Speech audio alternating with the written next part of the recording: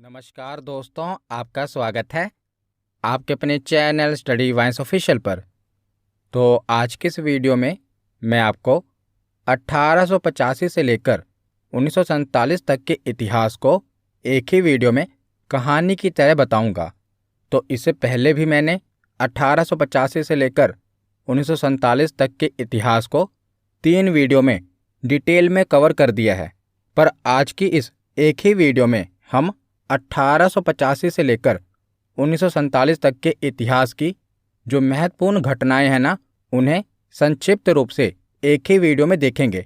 तो अगर आपने पहले उन तीनों वीडियो को नहीं देखा तो इस वीडियो के बाद उन तीनों को देख लेना।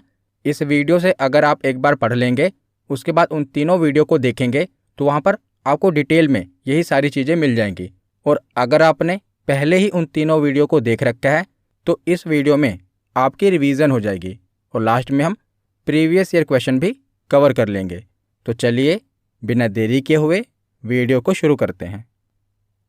तो चलिए वीडियो की शुरुआत करते हैं और कहानी की शुरुआत हम करते हैं 1885 में कांग्रेस की स्थापना से।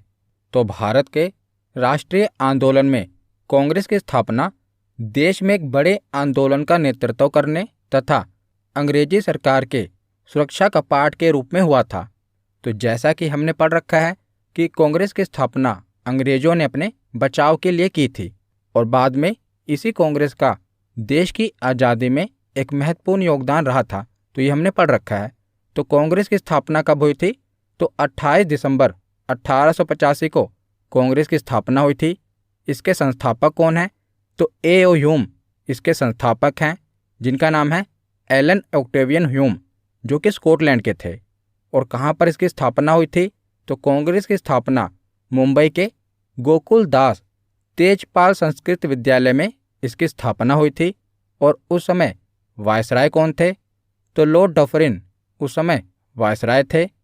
और जब कांग्रेस की स्थापना हुई थी तो पहले इसका नाम भारतीय राष्ट्रीय संघ था और बाद में दादा भाई नौरोजी ने इसका नामकरण भारतीय राष्ट्रीय कांग्रेस कर दिया। पहले इसका नाम क्या था? भारतीय राष्ट्रीय संघ था। दादा भाई नौरोजी ने इसका नाम भारतीय राष्ट्रीय कांग्रेस कर दिया था। और बात की जाए तो कांग्रेस के प्रथम अधिवेशन के अध्यक्ष कौन थे? तो व्योमेश चंद्र बनर्जी थे। और कांग्रेस के प्रथम मुसलमान अध्यक्ष कौन थे? तो बदरुद्दीन तैयब जी। और प्रथम यूरोपियन जिसने कांग्रेस के अधिवेशन की अध्यक्षता की थी तो उनका नाम था जॉर्ज यूले। और प्रथम महिला जिसने कांग्रेस के अधिवेशन को संबोधित किया था, यानी कि वहाँ पर भाषण दिया था, तो प्रथम महिला थी जिन्होंने कांग्रेस के अधिवेशन को संबोधित किया था। इनका नाम था कादम्बिनी गांगुली। उसके बाद है प्रथम यूरोपियन महिला तथा प्रथम महिला अध्यक्ष जिसने कांग्रेस के अधिवेशन की अध्यक्षता की थी, तो इनका नाम था एनी बेसेंट। तो देखिए, प्रथम महिला जिन्होंने कांग्रेस के अधिवेशन को संबोधित किया था उनका नाम था कादम्बिनी गांगुली। और प्रथम महिला जिन्होंने कांग्रेस के अधिवेशन की अध्यक्षता की थी उनका नाम था एनी बेसेंट। यहाँ पर एक और सवाल भी बन सकता है कि प्रथम भारतीय महिला कौन थी जिन्होंने कांग्रेस के अधिवेशन की अध्यक्षता की थी? तो उनका नाम सरोजिनी नायडू होगा। ये सब मैंने आपको कांग्रेस अधिवेशन वाली वीडियो में पढ़ा रखा है। तो किस अधिवेशन में पहली बार भारत का राष्ट्रीय गीत वंदे मातरम गाया गया था? तो 1896 के कोलकाता कांग्रेस अधिवेशन में पहली बार वंदे मातरम गाया गया था। और जब वंदे मातरम गाया गया था तो उस समय जो कांग्रेस के अध्यक्ष कौन थे? तो उस समय कांग्रेस के अध्यक्ष थे रहमतुल्लाह सयानी। और जो वंदे मातरम गीत है ये बंकिम चंद्र चटर्जी के द्वारा लिखा गया है। तो कांग्रेस के स्थापना के बाद अब हम अगली महत्वपूर्ण घटना पर चलते हैं। तो 1905 में बंगाल का विभाजन कर दिया गया था। तो इसका उद्देश्य क्या था? तो अंग्रेजों का उद्देश्य था कि हिंदुओं और मुस्लिमों की एकता को तोड़ा जाए। और उस समय वायसराय कौन था? तो लॉर्ड कर्जन वायसराय था। और यह लागू कब हुआ था? यानी कि बंगाल का विभाजन लागू कब से किया गया था? तो यह 16 अक्टूबर 1905 से लागू हुआ था। पहले आप देख रहे हैं तो पहले बंगाल बहुत बड़ा होता था, इसमें बंगाल, बिहार, उड़ीसा, असम और जो बांग्लादेश बन गया, पूरा मिलाकर ये बंगाल होता था। परंतु 1905 में बंगाल का विभाजन कर दिया गया। एक बन गया पश्चिमी बंगाल और एक बन गया पूर्वी बंगाल। तो पूर्वी बंगाल में कौन सा क्षेत्र आया, आप ये देख रहे हैं ना, ये पूर्वी बंगाल में इतना क्षेत्र बांट दिया गया जिसमें पूर्व का बंगाल और असम वाला क्षेत्र, इसे पूर्वी बंगाल कह दिया गया। और इस क्षेत्र में मुस्लिम आबादी ज़्यादा थी और जो पश्चिमी बंगाल था इसमें हिंदू आबादी ज़्यादा थी। तो पश्चिमी बंगाल में कौन कौन सा क्षेत्र था, तो बंगाल, बिहार और उड़ीसा, ये पश्चिम बंगाल में आता था। तो आप देख रहे हैं कि आबादी के हिसाब से जहाँ पर हिंदू आबादी ज़्यादा थी उसे पश्चिम बंगाल बना दिया गया और जहाँ पर मुस्लिम आबादी ज़्यादा थी उसे पूर्वी बंगाल बना दिया गया। तो हिंदू और मुस्लिम की एकता को तोड़ने के लिए बंगाल का विभाजन किया गया था। परंतु लॉर्ड कर्जन ने यह तर्क दिया था कि जो बंगाल का क्षेत्र है यह बहुत बड़ा है और प्रशासकीय सुधार के लिए इसे बांटा गया है, परंतु उसका मकसद कुछ और था। हिंदू और मुस्लिम एकता को तोड़ना ही उसका मकसद था। तो इसीलिए 1905 में बंगाल का विभाजन होता है। तो देखिए 3 दिसंबर 1903 को विभाजन का प्रस्ताव अंग्रेजी संसद में रखा गया था, बंगाल विभाजन का प्रस्ताव। उसके बाद 19 जुलाई 1905 को जनता के सामने ये प्रस्ताव रखा जाता है कि बंगाल का विभाजन किया जाएगा। उसके बाद अगले ही दिन 20 जुलाई 1905 को समाचार पत्रों में भी यह खबर प्रकाशित कर दी जाती है कि अब बंगाल को 2 टुकड़ों में बांट दिया जाएगा।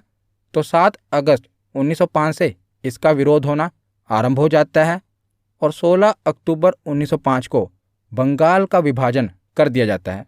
आप देख रहे हैं बंगाल का विभाजन 2 टुकड़ों में कर दिया गया। एक को बना दिया गया पूर्वी बंगाल और दूसरे को बना दिया गया पश्चिमी बंगाल। तो 16 अक्टूबर 1905 से विभाजन लागू होता है और विभाजन के फलस्वरूप बंगाल एवं संपूर्ण देश में रोष एवं विरोध की लहर फैल गई और 16 अक्टूबर 1905 को शोक दिवस के रूप में मनाया गया। जिस दिन बंगाल का विभाजन किया गया उस दिन को शोक दिवस के रूप में मनाया गया और रविंद्रनाथ टैगोर के आह्वान पर 16 अक्टूबर 1905 को रक्षाबंधन दिवस के रूप में मनाया गया। तो हिंदू और मुस्लिम एकता को बनाए रखने के लिए 16 अक्टूबर 1905 को रक्षाबंधन दिवस मनाया गया और बंगाल विभाजन के अवसर पर ही रविंद्रनाथ टैगोर ने अपना प्रसिद्ध गीत अमार सोनार बांग्ला लिखा था। और यह गीत जो इन्होंने लिखा था ना, यही आगे चलकर बांग्लादेश का राष्ट्रगान बन जाता है। अमार सोनार बांग्ला रविंद्रनाथ टैगोर जी के द्वारा लिखा गया था और यह बंगाल विभाजन के समय लिखा गया था। आगे चलकर बांग्लादेश ने इसे अपने राष्ट्रगान के रूप में अपना लिया। तो रविंद्रनाथ टैगोर इकलौते ऐसे व्यक्ति हैं जिन्होंने 2 देशों का नेशनल एंथम लिखा है, एक तो भारत का और दूसरा बांग्लादेश का। तो 1905 के बाद आगे हम चलते हैं 1906 में। तो 1906 में मुस्लिम लीग का गठन होता है। तो बंगाल विभाजन की घोषणा के पश्चात मुसलमानों का एक शिष्टमंडल जिसमें 36 लोग शामिल थे, आगा खां के नेतृत्व में 1 अक्टूबर 1906 को शिमला में वायसराय लॉर्ड मिंटो से जाकर मिलते हैं और इस शिष्टमंडल ने केंद्रीय, प्रांतीय व स्थानीय निकायों में मुसलमानों के लिए एक अलग पृथक निर्वाचक मंडल की मांग की थी। तो आगा खां के नेतृत्व में एक शिष्टमंडल वायसराय लॉर्ड मिंटो के पास जाता है और अपने लिए एक अलग निर्वाचक मंडल की मांग करते हैं। तो पृथक निर्वाचक मंडल क्या होता है, ये पिछले ही वीडियो में गोलमेज सम्मेलन वाली वीडियो में मैंने आपको बताया था। तो ढाका के नवाब सलीमुल्लाह खां के नेतृत्व में 30 दिसंबर 1906 को ढाका में आयोजित एक बैठक में मुस्लिम लीग की स्थापना की घोषणा की गई। तो याद रखिएगा इसकी स्थापना कब की गई थी, तो 1906 में मुस्लिम लीग की स्थापना की गई थी। तो इसकी स्थापना 1906 में आगा खां, ढाका के नवाब सलीमुल्लाह और नवाब मोहसिन उल मुल्क के नेतृत्व में की गई थी। तो याद रखिएगा कई बार एग्जामिनर ने ये क्वेश्चन पूछा है और ऑप्शन में मोहम्मद अली जिन्ना जरूर लिखता है। तो याद रखिएगा मुस्लिम लीग की स्थापना मोहम्मद अली जिन्ना ने नहीं की थी। मोहम्मद अली जिन्ना 1913 में मुस्लिम लीग में शामिल हुए थे। तो देखिए, तो आपसे प्रश्न कैसे पूछा जाएगा कि बताइए निम्नलिखित में से किसने मुस्लिम लीग की स्थापना नहीं की थी। तो 4 ऑप्शन होंगे, आगा खां, सलीमुल्लाह, मोहसिन उल मुल्क और मोहम्मद अली जिन्ना। तो आपको लगेगा कि मोहम्मद अली जिन्ना तो होगा ही, क्योंकि इसने तो स्थापना की ही होगी। पर नहीं, मोहम्मद अली जिन्ना ने मुस्लिम लीग की स्थापना नहीं की थी। ये 1913 में आगे चलकर मुस्लिम लीग में शामिल हो गए थे। तो 1906 के बाद आगे चलते हैं 1907 में। तो 1907 में क्या होता है कि कांग्रेस का विभाजन हो जाता है।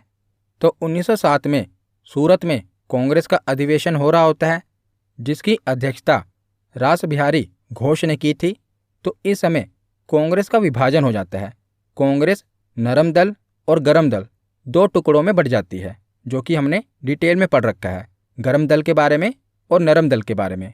कुछ महत्वपूर्ण नेता थे, जैसे कि दादा भाई नौरोजी, फिरोज शाह मेहता, बदरुद्दीन तैयब, गोपाल कृष्ण गोखले। ये कुछ महत्वपूर्ण नेता थे। पर आपको नरमपंथी नेता याद नहीं रखने, आपको गरम दल के नेता याद रखने हैं, क्योंकि गरम दल के नेता याद रखने आसान हैं। बाकी जो बच गए वो नरम दल के नेता हैं। तो गरम दल के नेता कौन कौन थे? बाल गंगाधर तिलक, लाला लाजपत राय, विपिन चंद्र पाल और अरविंद घोष। तो इन चारों का नाम आपको पता होना चाहिए कि ये गरम दल के नेता थे। और पहले तीनों को तो लाल, बाल और पाल कहा जाता था। लाल से लाला लाजपत राय, बाल से बाल गंगाधर तिलक और पाल से विपिन चंद्र पाल। तो इन तीनों को लाल, बाल और पाल कहा जाता था। तो ये थे गरम दल के नेता। और चौथे नेता थे अरविंद घोष। तो इन चारों के बारे में आपको पता होना चाहिए कि ये गरम दल के नेता थे और बाकी नरम दल के नेता थे। तो 1907 में क्या होता है? कांग्रेस का विभाजन गरम दल और नरम दल में हो जाता है। तो 1907 के बाद अगली इतिहास की महत्वपूर्ण घटना देखते हैं 1908। तो 1908 में क्या होता है कि खुदीराम बोस को फांसी दे दी जाती है।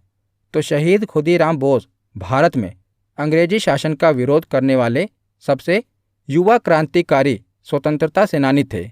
इनका जन्म 3 दिसंबर 1889 को पश्चिम बंगाल के मिदानपुर जिले में हुआ था। तो आखिर इन्हें फांसी क्यों दी गई थी? तो मुजफ्फरपुर के जज D.H. किंग्सफोर्ड को मारने की साजिश के आरोप में खुदीराम बोस को मुजफ्फरपुर जेल भेजा गया था, और जिसे मुजफ्फरपुर षड्यंत्र के रूप में भी जाना जाता है। तो 11 अगस्त 1908 को 18 साल की उम्र में इन्हें फांसी पर लटका दिया गया, और जिसने इन्हें भारतीय स्वतंत्रता आंदोलन का सबसे कम उम्र का शहीद बना दिया था। तो ये भारतीय स्वतंत्रता आंदोलन के सबसे कम उम्र के शहीद थे। कौन? खुदीराम बोस। तो इन्हें 1908 में फांसी दे दी गई थी। उसके बाद अगली महत्वपूर्ण घटना है 1911। तो 1911 में क्या होता है? बंगाल का विभाजन रद्द हो जाता है। हमने पढ़ा था कि 1905 में बंगाल का विभाजन किया जाता है ना। तो आगे चलकर 1911 में क्या होता है कि बंगाल का विभाजन रद्द कर दिया जाता है, क्योंकि जब बंगाल का विभाजन किया गया तो बहुत ही उग्र रूप से आंदोलन किए जाने लगे। तो आगे चलकर क्या होता है कि 1911 में जो बंगाल का विभाजन किया गया था, इसे रद्द कर दिया जाता है। उसके बाद अगली महत्वपूर्ण घटना है 1913 में। तो 1913 में गदर पार्टी की स्थापना होती है।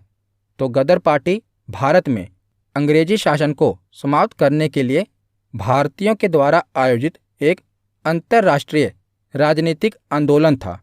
तो इसका गठन 1913 में हुआ था, और इसका मुख्यालय अमेरिका के सैन फ्रांसिस्को में था। और इसकी स्थापना, गदर पार्टी की स्थापना लाला हरदयाल और सोहन सिंह भाखना ने की थी। इम्पोर्टेंट है, याद रखिएगा। एक तो 1913 में गदर पार्टी की स्थापना हुई थी, और स्थापना की किसने थी? तो लाला हरदयाल और सोहन सिंह भाखना ने की थी। तो 1913 के बाद अब हम कहानी के अगले पड़ाव पर चलते हैं। तो 1914 में क्या होता है?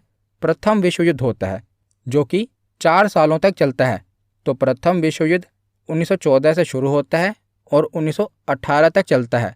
तो 1914 के बाद 1915 में महात्मा गांधी जी दक्षिण अफ्रीका से भारत वापस आते हैं। तो यह भी महत्वपूर्ण घटना है अपने आप में।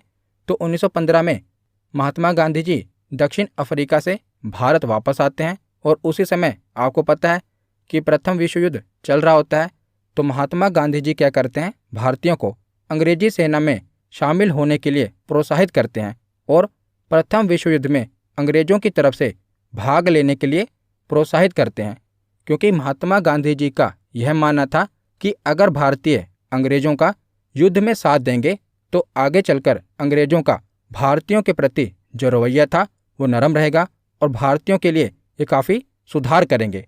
पर आगे चलकर ऐसा नहीं होता और इसीलिए महात्मा गांधी जी को अंग्रेजी सेना में भर्ती कराने वाला सार्जेंट भी कहा गया था, क्योंकि इन्होंने भारतीयों को अंग्रेजी सेना में जाने के लिए प्रोत्साहित किया था।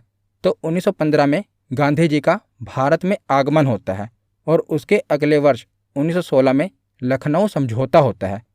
तो 1916 में कांग्रेस का लखनऊ में अधिवेशन हो रहा होता है, जिसके अध्यक्ष कौन होते हैं, अंबिकाचरण मजूमदार। और इसमें क्या होता है, तो हमने पीछे पढ़ा था ना कि 1907 में क्या हुआ था, कांग्रेस का विभाजन हो गया था। पर वही आगे चलकर 1916 में नरम दल और गरम दल का एकीकरण हो जाता है। जो कांग्रेस का विभाजन नरम दल और गरम दल में हुआ था ना, वही 1916 में एकीकरण यानी कि दोनों आपस में मिल जाते हैं।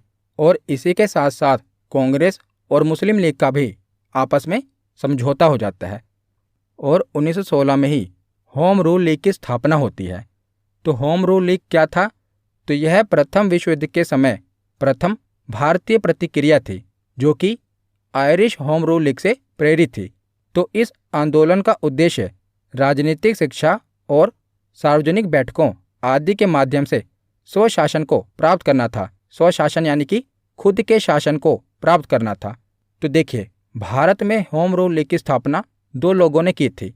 बात करें मद्रास में, तो मद्रास में होम रूल लीग की स्थापना एनी बेसेंट ने की थी और पुणे में होम रूल लीग की स्थापना बाल गंगाधर तिलक जी ने की थी। तो याद रखिएगा, मद्रास में होम रूल लीग की स्थापना किसने की थी, एनी बेसेंट ने, और पुणे में होम रूल लीग की स्थापना किसने की थी, तो बाल गंगाधर तिलक ने।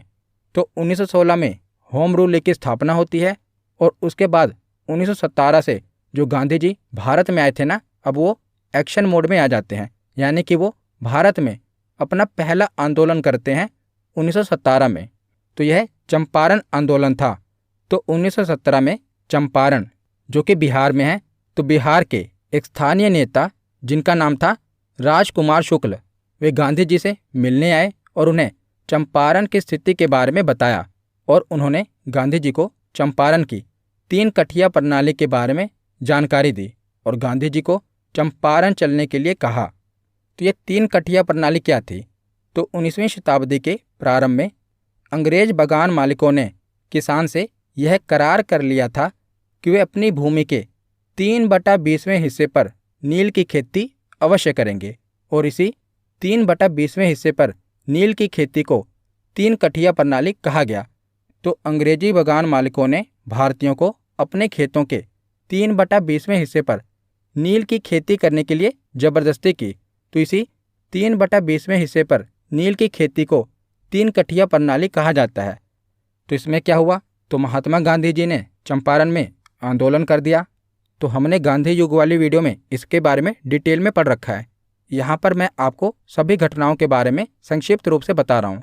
तो 1917 में चंपारण में आंदोलन होता है नील की खेती के विरोध में। तो इस सत्याग्रह के बाद रविंद्रनाथ टैगोर द्वारा गांधी जी को महात्मा की उपाधि दी गई थी और उसके बाद से ही इन्हें महात्मा गांधी के नाम से बुलाया जाने लगा। तो इसी आंदोलन के बाद रविंद्रनाथ टैगोर ने गांधी जी को महात्मा की उपाधि दी थी। तो याद रखिएगा, गांधी जी को महात्मा की उपाधि किसने दी थी, तो रविंद्रनाथ टैगोर ने दी थी। तो 1917 में चंपारण आंदोलन होता है और उसके बाद अगले ही वर्ष 1918 में अहमदाबाद मिल मजदूर आंदोलन होता है। तो चंपारण सत्याग्रह के बाद 1918 में गांधी जी अहमदाबाद के कपड़ा मिल मजदूरों से मिले और उनकी समस्या को समझा। तो यहाँ का मामला क्या था, तो यहाँ का विवाद प्लेग बोनस को लेकर था। जब प्लेग की समाप्ति हुई तो मिल मालिकों ने बोनस को समाप्त करना चाहा, जिसको लेकर मजदूरों ने इसका विरोध किया था और गांधी जी ने भी मजदूरों को हड़ताल पर जाने के लिए कहा था और गांधी जी ने भी मजदूरों के साथ मिलकर आंदोलन किया था। तो यहाँ पर भी गांधी जी की विजय होती है। पिछले आंदोलन में भी, चंपारण आंदोलन में भी गांधी जी की जीत हुई और इस आंदोलन में भी गांधी जी की जीत होती है। उसके बाद खेड़ा आंदोलन होता है, तो ये भी 1918 में ही होता है। तो इसके बाद 1918 में गांधी जी खेड़ा, गुजरात में हो रहे किसानों के साथ अत्याचार के विरुद्ध आवाज़ उठाते हैं और खेड़ा आंदोलन करते हैं। तो यहाँ पर किसानों की फसलें नष्ट हो जाने के बाद भी उनसे करों की वसूली की जा रही थी। तो इसी के खिलाफ गांधी जी आंदोलन करते हैं। तो गांधी जी ने किसानों को लगान ना देने के लिए कहा और इस मामले की जांच के बाद यह निष्कर्ष निकाला गया कि जो लगान है इसे माफ़ कर देना चाहिए। तो गांधी जी के दक्षिण अफ्रीका में किए गए उनके कार्यों के लेकर वे भारत में भी काफ़ी चर्चित थे और इन आंदोलनों में भी सफलता पाते हुए वो भारत में बड़े नेता के रूप में देखे जाने लगे थे। तो जैसा कि हमने देखा कि गांधी जी 1915 में भारत वापस आए थे और उसके बाद उन्होंने 3 आंदोलन किए। 1917 में चंपारण आंदोलन, 18 में अहमदाबाद मिल मजदूर आंदोलन और 18 में ही खेड़ा आंदोलन, और तीनों आंदोलनों में वो सफल रहे, जिसके बाद वो भारत में बड़े नेता के रूप में देखे जाने लगे। तो अब हम कहानी को आगे बढ़ाते हैं। तो 1918 के बाद 1919 में चलते हैं। तो 1919 में रोलेट एक्ट आता है। तो रोलेट एक्ट क्या है? तो 1914 से लेकर 1918 तक विश्व युद्ध चला और भारतीयों को लग रहा था कि अगर हम अंग्रेज़ों का साथ देंगे, जो कि उन्होंने दिया, तो प्रथम विश्व युद्ध के बाद अंग्रेज भारतीयों के लिए कुछ अच्छा लेकर आएंगे। पर अंग्रेज क्या लेकर आए? Rowlatt Act. तो जब 1918 में विश्व युद्ध समाप्त हो गया था, तो उसके बाद ही 1919 में अंग्रेज़ों के द्वारा रोलेट एक्ट भारत में लाया गया था। परंतु इस एक्ट में भारतीयों के लिए कोई अच्छी बात नहीं थी, जैसा गांधी जी और भारत के लोग सोच रहे थे। क्योंकि जैसे हमने ऊपर चर्चा की थी कि गांधी जी भारतीयों को विश्व युद्ध में अंग्रेज़ों की मदद के लिए अंग्रेजी सेना में भर्ती होने के लिए प्रोत्साहित कर रहे थे, ताकि विश्व युद्ध के बाद अंग्रेज भारत के लिए कुछ अच्छे कदम उठाएंगे। परंतु ऐसा कुछ नहीं होता। अंग्रेज क्या लेकर आते हैं? Rowlatt Act. तो रोलेट एक्ट क्या था? तो इसे बिना अपील, बिना वकील और बिना दलील का कानून कहा जाता है। क्यों कहा जाता है? क्योंकि इस एक्ट में था कि अंग्रेज़ों को अगर किसी पर शक होता है ना, तो शक के आधार पर भी वो किसी भी व्यक्ति को गिरफ्तार कर सकते हैं और उस पर मुकदमा चला सकते हैं। तो इसीलिए इसे बिना अपील, बिना वकील और बिना दलील का कानून कहा गया कि किसी पर भी शक के आधार पर उसे गिरफ्तार कर लो और उस पर देशद्रोह का भी मुकदमा चला सकते हैं। तो इसे रोलेट एक्ट कहा गया। इसको बिना अपील, बिना वकील और बिना दलील का कानून कहते हैं। और गांधी जी ने इसे काला कानून कहा था। तो इस कानून के बाद क्या हुआ कि भारतीय बाहर निकले और आंदोलन किया, और उसी आंदोलन में पंजाब के 2 लोकप्रिय नेता डॉक्टर सत्यपाल और डॉक्टर सैफुद्दीन किचलू की गिरफ्तारी हो जाती है। ये भी आंदोलन कर रहे थे और अंग्रेजों ने क्या किया? रोलेट एक्ट आ ही गया था, तो शक के आधार पर ही इनको गिरफ्तार कर लिया। डॉक्टर सत्यपाल और डॉक्टर सैफुद्दीन किचलू, इनको गिरफ्तार कर लिया। तो इनकी गिरफ्तारी के बाद जनता का आक्रोश तेज हो गया और कई जगह हिंसाएं देखने को मिली। और इसी घटना के बाद जलियांवाला बाग का नरसंहार होता है। तो अमृतसर शहर में 13 अप्रैल 1919 को शाम 5 बजे जलियांवाला बाग में एक विशाल सभा रोलेट एक्ट को वापस लेने के लिए और डॉक्टर सत्यपाल और डॉक्टर सैफुद्दीन किचलू की जो गिरफ्तारी की गई है उन्हें रिहा करने के लिए भाषण चल रहा था। तभी क्या होता है कि एक सैन्य अधिकारी ब्रिगेडियर जनरल रोगिनाल्ड डायर ने फौज द्वारा भीड़ पर गोली चलाने का आदेश दे दिया और इस घटनाकांड में लगभग 1500 लोग मारे गए। और वैसे सरकारी आंकड़ों की बात की जाए तो सरकारी आंकड़ों के अनुसार जो मारे गए लोगों की संख्या है वो केवल 379 है और घायलों की संख्या बताई गई है 1200। परंतु आपको पता ही है कि सरकारी आंकड़ों में हमेशा कम आंकड़े ही दिए जाते हैं। और वैसे इस घटना में लगभग 1500 लोग मारे गए थे, वो सभी निहत्थे थे और जनरल डायर के द्वारा उन पर गोली चलाने के आदेश दे दिए गए, जिनके बाद लगभग 1500 लोग मारे गए थे। और जलियांवाला बाग नरसंहार के समय भारत का वायसराय कौन था? तो लॉर्ड चेम्सफोर्ड ये उस समय भारत का वायसराय था। तो 1919 में जलियांवाला बाग नरसंहार होता है और इसी समय खिलाफत आंदोलन भी 1919 में ही शुरू होता है। तो उस समय क्या था? तो तुर्की के खलीफा को सारे विश्व के मुस्लिमों के द्वारा धार्मिक गुरु माना जाता था। तो जो तुर्की के खलीफा थे ना, ये दुनिया भर के मुसलमानों के द्वारा उन्हें अपना धार्मिक गुरु माना जाता था और इनके ऊपर और तुर्की के खलीफा के ऊपर अंग्रेजों के द्वारा बुरा व्यवहार किया जा रहा था और अंग्रेज उन्हें अपने पद से हटाना चाहते थे। तो अंग्रेजों के द्वारा उनके साथ किए जाने वाले इस व्यवहार को लेकर भारत में भी मुस्लिमों ने अंग्रेजों के विरुद्ध खिलाफत आंदोलन को शुरू कर दिया था और गांधी जी ने भी इस आंदोलन में सहयोग किया था, क्योंकि वे मुस्लिमों को भारत के अंग्रेजों के विरुद्ध राष्ट्रीय आंदोलन में जोड़ना चाहते थे। इसीलिए गांधी जी ने भी खिलाफत आंदोलन का सहयोग किया। तो प्रारंभ में इस आंदोलन का नेतृत्व यानी कि खिलाफत आंदोलन का नेतृत्व अली बंधुओं के द्वारा, जिनका नाम था शौकत अली और मोहम्मद अली, इनके द्वारा यह आंदोलन शुरू किया गया था। परंतु आगे चलकर खिलाफत आंदोलन का नेतृत्व गांधी जी को दे दिया गया था। तो ये एग्जाम में पूछा गया है कि खिलाफत आंदोलन की शुरुआत किसके द्वारा की गई थी? तो अली बंधुओं के द्वारा, शौकत अली और मोहम्मद अली के द्वारा खिलाफत आंदोलन की शुरुआत की गई थी। तो 1919 के बाद आगे अब हम चलते हैं 1920 में।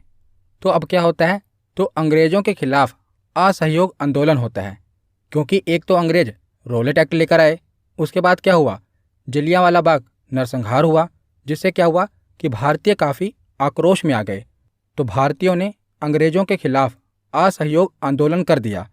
तो इन सब घटनाओं को देखते हुए गांधी जी के द्वारा अगस्त 1920 में असहयोग आंदोलन की शुरुआत करी गई थी और यह गांधी जी का भारत में प्रथम सबसे बड़े आंदोलन में से एक था और यह आंदोलन अहिंसक होना था, जिसमें भारतीयों को अपने खिताबों का त्याग, सरकारी शिक्षण संस्थानों का त्याग, सरकारी सेवाओं का त्याग, विदेशी सामान और चुनाव का बहिष्कार करना था, क्योंकि इसका नाम क्या था? असहयोग आंदोलन।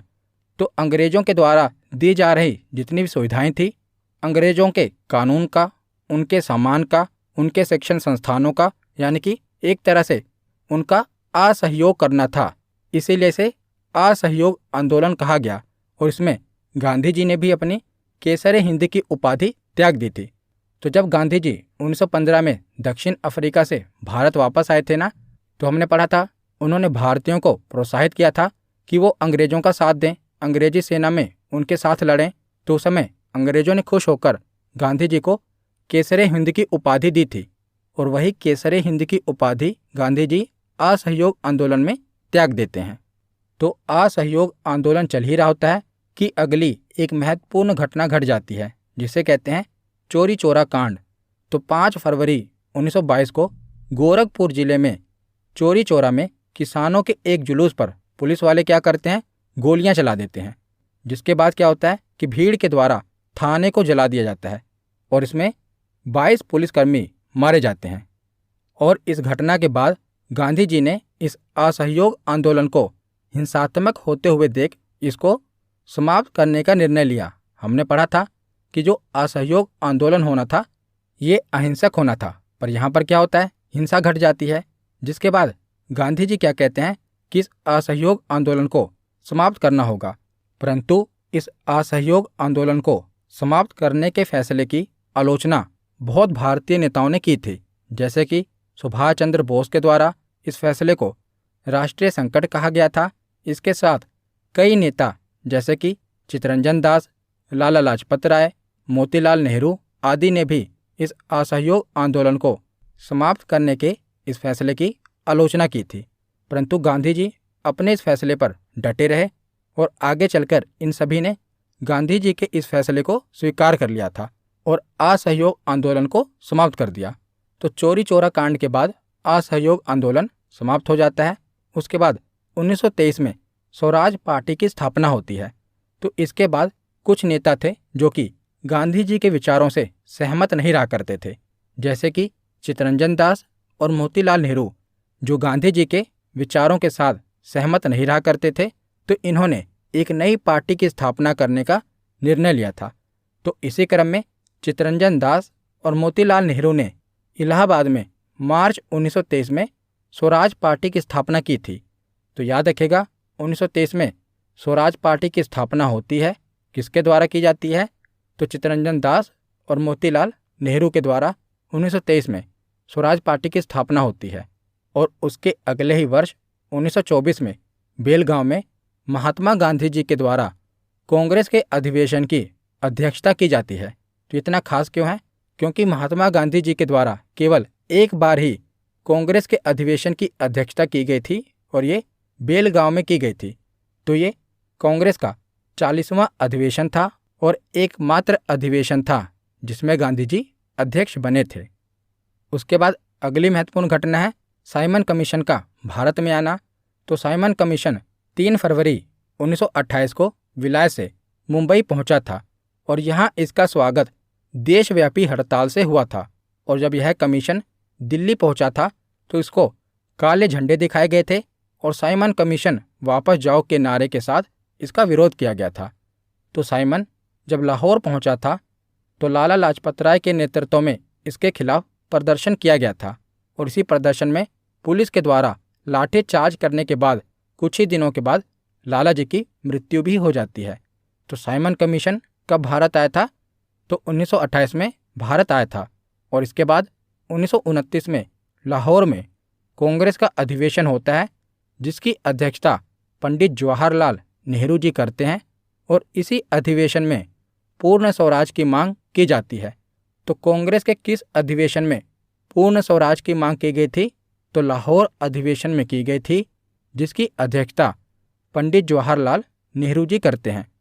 तो उसके बाद 1929 के बाद 1930 में गांधी जी के द्वारा दांडी मार्च किया जाता है।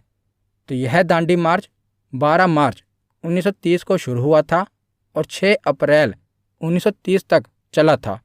और यह दांडी मार्च गांधी जी द्वारा साबरमती आश्रम से लेकर दांडी गुजरात तक चलाया गया था और इसमें गांधी जी के साथ भारत के अलग अलग क्षेत्रों से कुल 78 सहयोगियों ने शुरुआत में भाग लिया था। आगे चलकर यह गिनती लाखों में पहुंच जाती है, परंतु शुरुआत में 78 सहयोगियों ने गांधी जी के साथ भाग लिया था और जो इसकी दूरी थी, इस दांडी मार्च की दूरी थी, ये लगभग 241 मील थी। तो आपको पता ही है कि नमक पर कर लगाने के कानून के विरुद्ध गांधी जी ने दांडी मार्च किया था और यह मार्च 12 मार्च 1930 को शुरू हुआ था जो कि साबरमती आश्रम से शुरू हुआ था और 6 अप्रैल 1930 को दांडी में जाकर यह दांडी मार्च खत्म हुआ था। तो दांडी मार्च के बाद अगली महत्वपूर्ण घटना होती है प्रथम गोलमेज सम्मेलन। तो पिछले ही वीडियो में मैंने आपको तीनों गोलमेज सम्मेलन डिटेल में पढ़ा दिए। तो प्रथम गोलमेज सम्मेलन क्या है? तो जैसा कि आप देख रहे हैं कि भारत में आंदोलन चल रहे हैं, तो अंग्रेजों को ये पता लग जाता है कि अगर भारत में ज़्यादा देर तक शासन करना है तो भारतीयों का सहयोग मिलना जरूरी है, क्योंकि अगर भारत पर लंबे समय तक शासन करना है तो भारतीयों का सहयोग जरूरी है। भारतीयों को भी प्रशासन में जगह देनी पड़ेगी। तो इसीलिए प्रथम गोलमेज सम्मेलन का आयोजन किया जाता है लंदन में, और लंदन में भारत के अलग अलग राजनीतिक दलों को बुलाया जाता है और कहा जाता है कि आप यहाँ पर आओ और अपनी समस्याएं हमें बताओ, हम आपकी समस्याओं का निपटारा करेंगे, हम आपका सहयोग करेंगे और आपको भी प्रशासन में हिस्सा देंगे।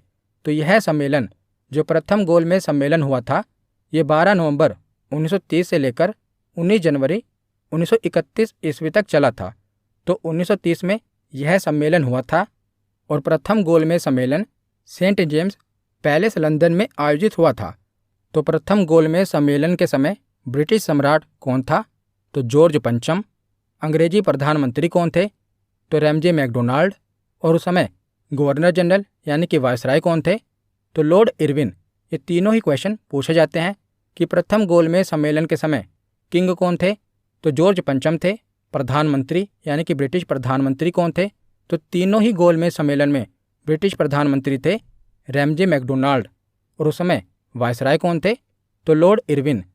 तो पहले गोलमेज सम्मेलन में 89 प्रतिनिधियों ने भाग लिया था और इसमें ब्रिटिश राजनीतिक दलों के 16 प्रतिनिधि शामिल थे और भारत की तरफ से 73 प्रतिनिधियों ने भाग लिया था, जिसमें से 16 देशी रियासतों से थे और बाकी 57 राजनीतिक नेता थे। तो कुल मिलाकर 89 प्रतिनिधियों ने पहले गोलमेज सम्मेलन में भाग लिया था, परंतु कांग्रेस की तरफ से कोई भी प्रतिनिधि इस सम्मेलन में उपस्थित नहीं हुआ था, क्योंकि इस समय सविनय अवज्ञा आंदोलन चल रहा था भारत में। तो भारत में एक तरफ तो अंग्रेजों के खिलाफ आंदोलन चल रहा है जिसका नेतृत्व कांग्रेस कर रही है, तो कांग्रेस एक तरफ तो अंग्रेजों के खिलाफ आंदोलन कर रही है, तो ऐसे में वो कैसे किसी भी सम्मेलन में जो कि अंग्रेजों के द्वारा रखा गया था उसमें भाग कैसे लें। तो इसीलिए कांग्रेस का कोई भी प्रतिनिधि इस गोलमेज सम्मेलन में उपस्थित नहीं हुआ था। तो प्रथम गोलमेज सम्मेलन के बाद होता है द्वितीय गोलमेज सम्मेलन। तो प्रथम गोलमेज सम्मेलन में कांग्रेस के द्वारा भाग नहीं लिया गया, जिसके बाद क्या होता है, गांधी जी और भारत के वायसराय इरविन के बीच में समझौता होता है। तो इरविन के द्वारा गांधी जी की कुछ मांगें मान ली जाती है और इरविन गांधी जी से कहता है कि हमारे भी कुछ शर्तें हैं कि आपको जो ये आंदोलन चल रहा है सविनय अवज्ञा आंदोलन, इसे समाप्त करना होगा और दूसरे गोलमेज सम्मेलन में भाग लेना होगा। तो गांधी जी और इरविन के बीच में समझौता हो जाता है, जिसके बाद क्या होता है, गांधी जी दूसरे गोलमेज सम्मेलन में भाग लेते हैं। तो दूसरा गोलमेज सम्मेलन 1931 को शुरू हुआ था और उसमें कांग्रेस ने भी भाग लिया था। तो कांग्रेस की तरफ से गांधी जी ने इस सम्मेलन में भाग लिया था और यह सम्मेलन लंदन में ही हुआ था। तो तीनों ही गोलमेज सम्मेलन लंदन में ही हुए थे। तो इस समय भी ब्रिटिश सम्राट कौन था, जॉर्ज पंचम। प्रधानमंत्री रैमजे मैकडोनाल्ड था, परंतु वायसराय बदल गया था।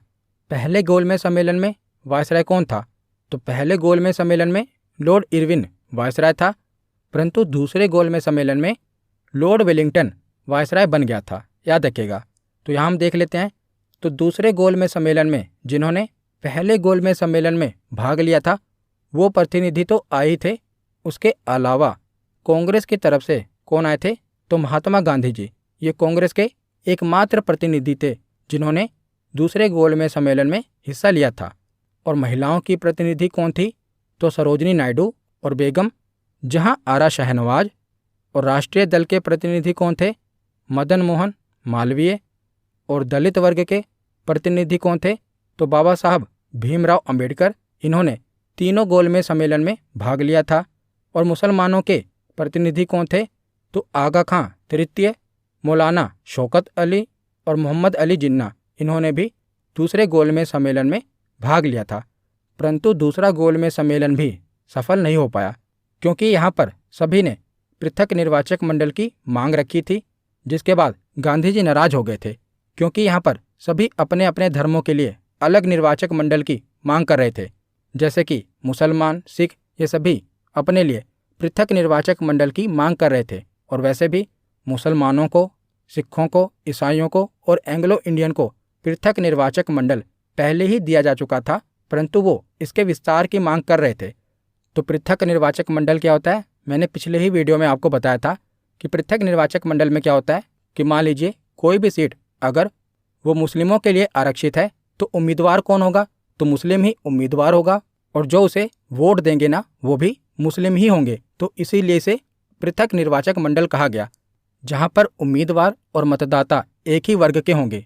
अगर वो सीट अनुसूचित जाति के लिए रिजर्व है तो जाहिर सी बात है वहां पर जो चुनाव लड़ेगा वो तो अनुसूचित जाति का होगा ही, परंतु जो उसको वोट देंगे वो भी केवल अनुसूचित जाति के ही हो सकते हैं और किसी भी वर्ग का व्यक्ति उस उम्मीदवार को वोट नहीं दे सकता। तो उसी को पृथक निर्वाचक मंडल कहा जाता है। पिछली वीडियो में मैंने उदाहरण के साथ डिटेल में पृथक निर्वाचक मंडल और आरक्षित सीट क्या होती है कंपैरिजन करके आपको समझाया था, वो वीडियो आप देख लेना। गोलमेज सम्मेलन वाली वीडियो है, वहाँ पर मैंने बताया था। तो दूसरे गोलमेज सम्मेलन में क्या होता है कि बाबा साहब भीमराव अंबेडकर भी अपने वर्ग के लिए यानी कि दलितों के लिए पृथक निर्वाचक मंडल की मांग कर लेते हैं, जिसके बाद क्या होता है गांधी जी काफ़ी नाराज हो जाते हैं, क्योंकि गांधी जी को लगता है कि अगर दलितों को पृथक निर्वाचक मंडल दे दिया जाएगा तो इससे हिंदू धर्म में फूट पड़ जाएगी। इसीलिए गांधी जी जब भारत में आते हैं तो आमरण अनशन पर चले जाते हैं।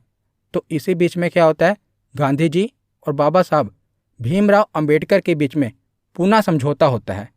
तो गांधी जी दलितों के लिए पृथक निर्वाचक मंडल बनाए जाने से बहुत दुखी हुए और 20 सितंबर 1932 से पुणे के यरवदा जेल में आमरण अनशन प्रारंभ कर दिया।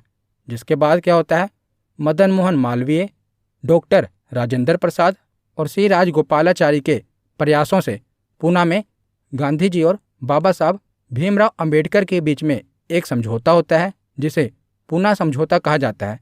तो इस समझौते के अनुसार दलितों के लिए पृथक निर्वाचक मंडल समाप्त कर दिया जाएगा, यानी कि दलितों के लिए कोई भी पृथक निर्वाचक मंडल नहीं होगा। इसके बदले में दलितों के लिए जो रिजर्व सीटें थी वो 71 से बढ़ाकर 147 कर दी गई, यानी कि जो प्रांतों में दलितों के लिए पहले रिजर्व सीटें जो 71 थी उन्हें बढ़ाकर अब कितना कर दिया गया, तो 147 कर दिया गया। तो यही है पूना समझौता जो कि गांधी जी और बाबा साहब भीमराव अंबेडकर के बीच में हुआ था। तो इसके बाद क्या होता है, तो तीसरा गोलमेज सम्मेलन होता है। तो दूसरे गोलमेज सम्मेलन की विफलता के बाद 17 नवंबर 1932 से लेकर 24 दिसंबर 1932 तक लंदन में तीसरा गोलमेज सम्मेलन आयोजित होता है। और तीसरे गोलमेज सम्मेलन में बहुत ही कम प्रतिनिधियों ने भाग लिया था।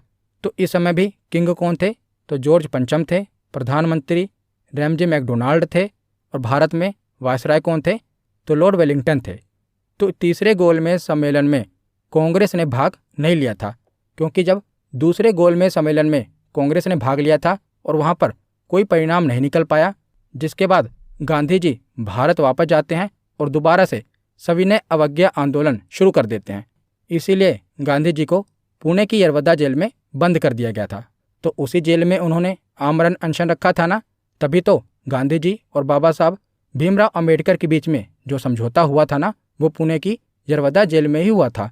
उसके बाद जब तीसरा गोलमेज सम्मेलन होता है तो इसमें कांग्रेस ने भाग नहीं लिया और इंग्लैंड की लेबर पार्टी ने भी इसमें भाग नहीं लिया था और मोहम्मद अली जिन्ना को भी इसमें आमंत्रित नहीं किया गया था। तो तीसरा गोलमेज सम्मेलन भी एक तरह से असफल रहा था। उसके बाद देखते हैं, तो 1935 में भारत सरकार अधिनियम 1935 पारित किया जाता है और यह 1937 में लागू होता है।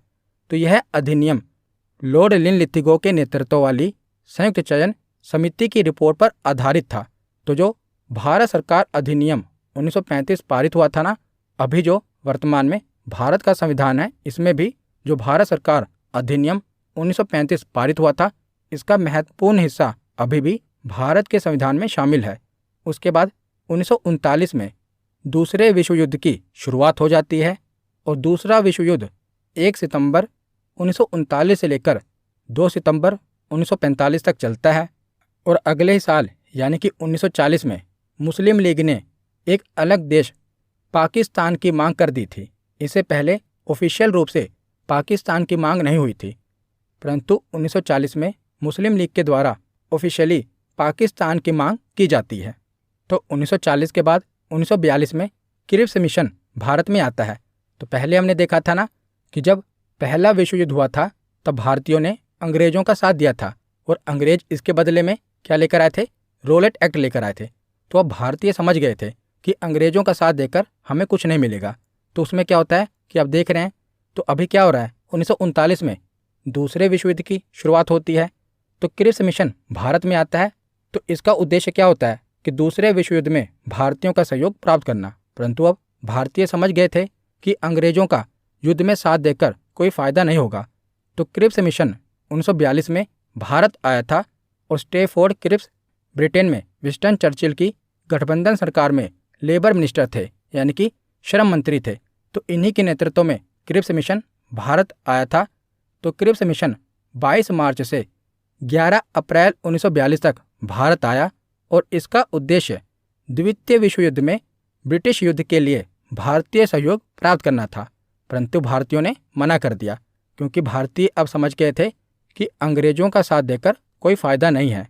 और उसके बाद 1942 में ही भारत छोड़ो आंदोलन शुरू हो जाता है। तो इसी आंदोलन को अगस्त क्रांति के नाम से भी संबोधित किया गया है। तो भारत छोड़ो आंदोलन को ही अगस्त क्रांति या अगस्त आंदोलन के नाम से जानते हैं। तो इसके बाद अंग्रेजों के द्वारा ऑपरेशन जीरो आवर चलाया गया, जिसके तहत क्या हुआ कि जो भी भारत छोड़ो आंदोलन को लीड कर रहे हैं इनको पकड़कर जेल में डाल दिया गया, जिसके तहत गांधी जी सहित लगभग सारे बड़े नेताओं को गिरफ्तार कर लिया गया था और गांधी जी को अंग्रेजों के द्वारा गिरफ्तार करके आगा खां पैलेस में कैद करा गया था और अंग्रेजों की ओर से पूरी कोशिश इस आंदोलन को दबाने की हो रही थी। परंतु इस आंदोलन के दूसरी पंक्ति के नेताओं ने अलग अलग क्षेत्रों से यह आंदोलन जारी रखा और इसके साथ साथ लोगों ने भी इस आंदोलन में खूब सहयोग किया था और यह आंदोलन भारत के अंतिम सबसे बड़ी स्वतंत्रता संग्राम की लड़ाई में से एक बना था, भारत छोड़ो आंदोलन। उसके बाद क्या होता है तो 1945 में शिमला सम्मेलन होता है। तो 1945 में शिमला सम्मेलन आयोजित किया गया था और यह भारत शिमला में वायसराय लॉर्ड वेवेल और भारत के प्रमुख राजनीतिक नेताओं के बीच बैठक हुई थी और यह वेवेल योजना के प्रावधानों पर चर्चा करने के लिए आयोजित किया गया था और यह सम्मेलन 24 जून 1945 को शिमला में शुरू हुआ था और 14 जुलाई 1945 तक चला था। परंतु शिमला सम्मेलन विफल साबित हुआ, इसमें से कोई निष्कर्ष नहीं निकला और 1946 में क्या होता है तो कैबिनेट मिशन भारत आता है। तो इसका उद्देश्य क्या था तो इस समय यह तय हो गया था कि अब भारत को आज़ाद कर दिया जाएगा। तो भारत के लिए एक संविधान के निर्माण के संबंध में भारतीय नेताओं के साथ समझौते पर पहुंचना इसका उद्देश्य था। दूसरा इसका उद्देश्य क्या था कि एक संविधान बनाने वाली संस्था तैयार करना, यानी कि संविधान सभा को तैयार करना। और तीसरा इसका उद्देश्य क्या था कि प्रमुख भारतीय दलों के समर्थन से एक कार्यकारी परिषद की स्थापना करना। तो ये कैबिनेट मिशन का उद्देश्य था। तो उसके बाद आगे हम चलते हैं कहानी के आखिरी पड़ाव में 1947 में। तो 22 मार्च 1947 को ब्रिटिश भारत का 34वां एवं अंतिम governor general Lord Mountbatten Bharat आया और लगभग 2 महीनों की वार्ता के पश्चात लॉर्ड माउंटबेटन इस नतीजे पर निकला कि भारत का विभाजन करना जरूरी है और लॉर्ड माउंटबेटन की योजना के अनुसार भारत और पाकिस्तान 2 अलग देश बना दिए गए। तो 1947 में माउंटबेटन योजना के अनुसार ही भारत और पाकिस्तान 2 अलग देश बना दिए गए। तो उस समय तो भारत के 2 टुकड़े किए गए थे, यानी कि एक पश्चिमी पाकिस्तान बना था और एक पूर्वी पाकिस्तान बना था। जो पूर्वी पाकिस्तान था ये आगे चलकर बांग्लादेश बन जाता है, यानी कि पाकिस्तान से आज़ाद हो जाता है। परंतु 1947 में भारत को 2 तरफ से बांटा गया था। पश्चिमी तरफ से पश्चिमी पाकिस्तान बनाया गया था और पूर्वी तरफ से पूर्वी पाकिस्तान बनाया गया था। इन दोनों का कंट्रोल पाकिस्तान के पास ही था, परंतु आगे चलकर पूर्वी पाकिस्तान पाकिस्तान से आज़ाद हो जाता है और बांग्लादेश बन जाता है। तो यहाँ पर हमारा थ्योरी सेक्शन कंप्लीट होता है। अब हम प्रीवियस ईयर क्वेश्चन देखते हैं। तो पहला प्रश्न है कि चंपारण सत्याग्रह के दौरान नील की खेती किस नाम से पहचानी जाती थी। तो चंपारण सत्याग्रह के दौरान नील की खेती को 3 कठिया पद्धति कहते थे। तो इसका सही जवाब है ऑप्शन ए। अगला प्रश्न है कि बंगाल का विभाजन किस वर्ष रद्द किया गया था। तो बंगाल का विभाजन 1905 में हुआ था और इस विभाजन को रद्द किया गया था 1911 में। तो इसका सही जवाब है ऑप्शन सी। अगला प्रश्न है कि निम्नलिखित स्वतंत्रता सेनानियों में से कौन मोतीलाल नेहरू के साथ स्वराज पार्टी का सह संस्थापक था। तो स्वराज पार्टी की स्थापना मोतीलाल नेहरू के साथ किसने की थी। तो चित्तरंजन दास ने। तो इसका सही जवाब है ऑप्शन बी। अगला प्रश्न है कि निम्नलिखित घटनाओं को काल अनुक्रमिक क्रम में व्यवस्थित कीजिए और नीचे दिए गए कूट से सही उत्तर का चयन कीजिए। तो आपको इन घटनाओं का सही क्रम बताना है। तो कौन कौन सा कथन दिया गया है। पूना संधि, गांधी इरविन समझौता, क्रिप्स मिशन और सविनय अवज्ञा आंदोलन। तो सबसे पहले तो इन घटनाओं में से सविनय अवज्ञा आंदोलन हुआ, उसके बाद गांधी इरविन समझौता हुआ, गांधी इरविन समझौता के बाद पूना संधि और आखिर में क्रिप्स मिशन भारत आया था। तो इसका सही जवाब क्या होगा।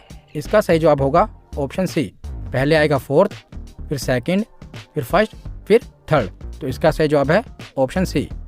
अगला प्रश्न है कि खिलाफत आंदोलन किस वर्ष में प्रारंभ हुआ था। तो खिलाफत आंदोलन 1919 में प्रारंभ हुआ था? तो इसका सही जवाब है ऑप्शन सी। अगला प्रश्न है कि भारतीय राष्ट्रीय कांग्रेस ने किस अधिवेशन में पूर्ण स्वराज को अपना लक्ष्य घोषित किया था? तो भारतीय राष्ट्रीय कांग्रेस के किस अधिवेशन में पूर्ण स्वराज की मांग उठी थी? तो इसका सही जवाब है ऑप्शन ए। 1929 में कांग्रेस के लाहौर अधिवेशन में पूर्ण स्वराज को अपना लक्ष्य घोषित किया गया था। तो इसका सही जवाब है ऑप्शन ए। अगला प्रश्न है कि भारत छोड़ो आंदोलन को किस नाम से भी जाना जाता है? तो भारत छोड़ो आंदोलन को अगस्त आंदोलन के नाम से भी जाना जाता है। तो इसका सही जवाब होगा ऑप्शन बी। अगला प्रश्न है कि मुस्लिम लीग ने पाकिस्तान का प्रस्ताव कब और कहां पारित किया था? तो मुस्लिम लीग ने पाकिस्तान का प्रस्ताव कब पारित किया था? तो 1940 में। और कहां पर पारित किया था? तो लाहौर में। तो इसका सही जवाब है ऑप्शन सी। अगला प्रश्न है कि महात्मा गांधी दक्षिण अफ्रीका से भारत किस वर्ष लौटे थे? तो महात्मा गांधी 1915 में दक्षिण अफ्रीका से भारत लौटे थे। तो इसका सही जवाब है ऑप्शन ए। अगला प्रश्न है कि चौरी चौरा नामक प्रसिद्ध स्थल कहाँ पर है? तो चौरी चौरा नामक प्रसिद्ध स्थल गोरखपुर में है। तो इसका सही जवाब है ऑप्शन ए। अगला प्रश्न है कि भारत में जब क्रिप्स मिशन आया उस समय भारत का वायसराय कौन था? तो जब क्रिप्स मिशन भारत आया था तो उस समय भारत का वायसराय था लिनलिथिगो। तो इसका सही जवाब है ऑप्शन सी। तो आज का आखिरी प्रश्न है कि गांधी जी भारतीय राष्ट्रीय कांग्रेस के अध्यक्ष कितनी बार बने थे? तो गांधी जी केवल एक बार ही भारतीय राष्ट्रीय कांग्रेस के अध्यक्ष बने थे। और वो अधिवेशन कहाँ हुआ था? तो बेलगांव में वो अधिवेशन हुआ था और वो कांग्रेस का 40वां अधिवेशन था। तो इसका सही जवाब है ऑप्शन ए। गांधी जी केवल एक बार ही कांग्रेस के अध्यक्ष बने थे। तो आज की वीडियो यहीं पर ख़त्म होती है। कैसी लगी ये वीडियो कमेंट सेक्शन में ज़रूर बताना। धन्यवाद।